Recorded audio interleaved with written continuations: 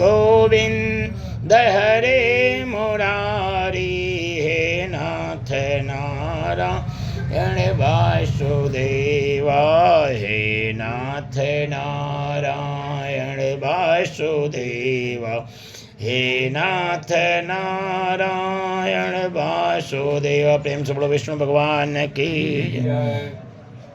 गरुड़ पुराण के 6ठे अध्याय में जीव की गर्भावस्था का दुख, गर्भ में पूर्व जन्मों के ज्ञान की स्मृति, जीव द्वारा भगवान से अब आगे दुष्कर्मों को न करने की प्रतिज्ञा, गर्भवास से बाहर आती ही वैष्णव माया द्वारा उसका मोहित होना तथा गर्भावस्था की प्रतिज्ञा को भुला देने का उल्लेख जो है 6ठे अध्याय में किए हैं।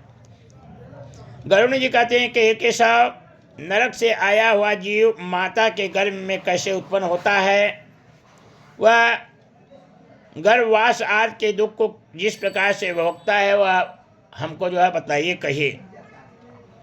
भगवान कहते हैं कि स्त्री और पुरुष के संयोग से वीर्य और रज के स्थिर हो जाने पर जैसे मनुष्य की उत्पत्ति होती है उसके विषय में मैं बतलाता हूँ, कहता हूँ।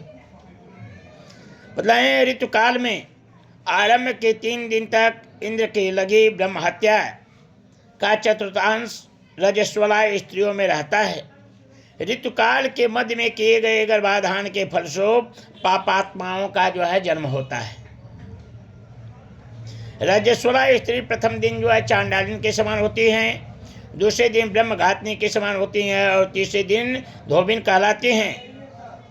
बतलाए हैं कि नरक से आए हुए प्राणियों में ये 3 माताएं जो है बतलाएंगे।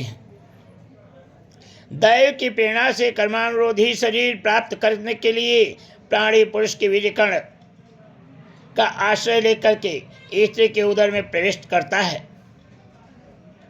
बतलाएं कि पहले दिन बुद्ध के समान 1 महीना में सिर बनता है, दूसरे महीना में बाहों,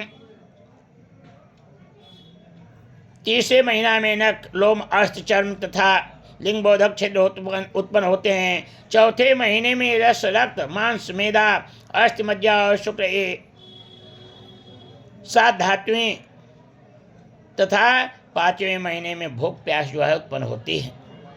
6ठे महीने में जरायुं से लिपटा हुआ वह जीव माता के दाहिने कोख में घूमता है और माता के द्वारा खाए पिए अन्न आदि से बढ़े हुए धातुओं वाला वह जंतु विष्टामूत्र के दुर्गंध से युक्त जो है माता के गर्भ में कष्ट जो है पाता है। बताएं कि वह जो है जन्म के पहले का दुख भोग रहा है, माता के उदर में दुख भोग रहा है, उसमें जो है उसको क्रीम वगैरह जो है काट रहे हैं और तमाम प्रकार के कष्ट को जो है माता के उदर में जो है भोगता है। माता जैसा अन्न खाती हैं, कड़वा खाती हैं तो उस बालक को जो है कष्ट होता है, जैसा अन्न खाती हैं उसका उसके शरीर पर जो असर पड़ता है। बताए हैं कि वह भगवान से प्रार्थना करता है कि अब हमको जो है हम जन्म लेंगे तो हम जो है पाप कर्म जो है नहीं करेंगे। बतलाए हैं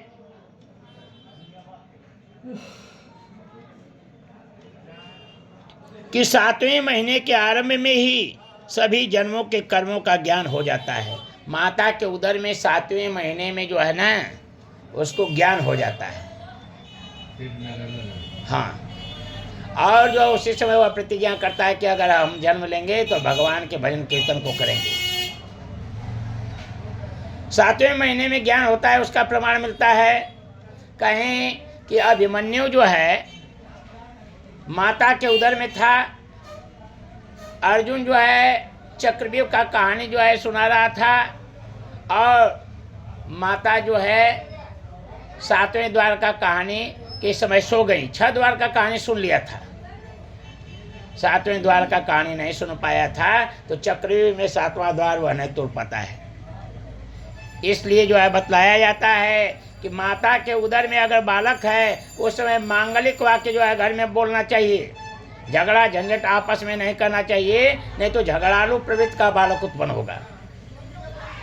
जैसा मनोवृत्ति रहेगा, जैसा बातचीत करेंगे घर में और जैसा माहौल को बना करके रखेंगे, वैसा संतान का उत्पत्ति होगा। उसका प्रमाण जो महाभारत में मिला है कि जब 7 द्वार का कहानी में 6 द्वार का कहानी अभिमन्यु पेट में सुन लेता है, तो इसका मतलब कि जो है हम घर में जिस समय बालक जन्म लेने वाला है ना, उस समय जो है हम मांगलिक वाक्य का अगर जो है बोलेंगे, भगवान का पूजा पाठ तीर्थ वगैरह या रामायण का पाठ है, मतलब ये जो मांगलिक कार्य करेंगे तो मंगलमय बालक उत्पन्न होगा और वह हठी स्वभाव का नहीं होगा, राक्षसी प्रवृत्ति का नहीं होगा, जो है जिद्दी टाइप का नहीं होगा। जैसा जो है माहौल तैयार करेंगे वैसा संतान उत्पन्न होता है। कहें कि 7 द्वार का कहानी में 6 द्वार का कहानी अभिमन्यु सुना था, इसका प्रमाण है। आजकल जो है क्या करते हैं माताएं कि जो है मंगल वाक्य तो छोड़िए, लेकर के दिन भर मोबाइल पर लगी रहती हैं, तो जो संतान उत्पन्न होता है वो अभी जन्मतः मोबाइल का ऑपरेटर हो गया। जो मातारी है मोबाइल सुना तरी या देखा तरी तो लड़का का कहने का मतलब कि जो है जन्म के समय हैं, मतलब 7वें महीने 8वें महीने में तो उसको इस अंदर ज्ञान रहता है ना, उस समय अगर हम जो है मोबाइल पर विशेष ध्यान देंगे तो वह जो लड़का जो जन्मता है ना, तो हम लोगों से ज़्यादा वो मोबाइल वही, मतलब देखिएगा कितना बड़ा बड़ा लड़का है वो हम खाली मोबाइल तो माता देख रहे हैं, तो उसका प्रभाव तो पड़ा ना, वही मनोवृत्त होता है। प्रेम से बोलो विष्णु भगवान की।